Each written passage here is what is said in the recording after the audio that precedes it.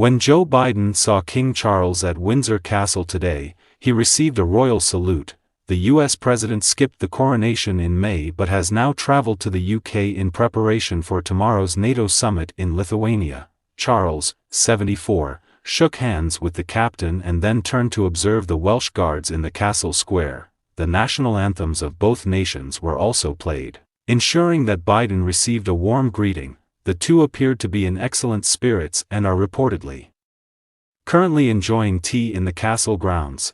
Approximately 30 minutes should pass during the private discussion. Biden is visiting Windsor Castle for the first time since the Queen passed away. Biden's brief stay of just 24 hours raises concerns about the lack of a planned state visit by the British government. Despite this, Biden emphasized that the US and UK have a rock-solid connection. Prime Minister Rishi Sunak and I spoke when we arrived at number 10 this morning for a cup of coffee, in order to discuss Ukraine and other global concerns at the summit with world leaders tomorrow. They will then take off for Lithuania. It's their 6th encounter overall and the president's first visit to Downing Street since Rishi became Prime Minister, but it's not a formal state visit. The contentious decision by Mr. Biden to deliver cluster bombs to Ukraine in order to support the backlash against Russia will be discussed. As unexploded bomblets might stay on the ground and explode on populations years later, the munitions have been outlawed in more than 100 nations. Although the UK is one of the countries that have ratified the prohibition, Russia has also been employing them in the fight.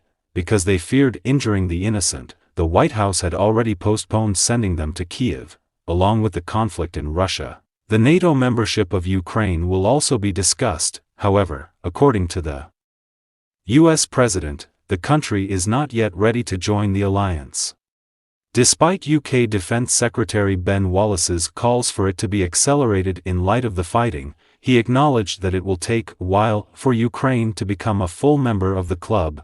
The King and Biden will speak about the environment and the climate during their meeting later today. On his journey out to Europe, President Biden made a stopover in the UK and arrived in London late last night.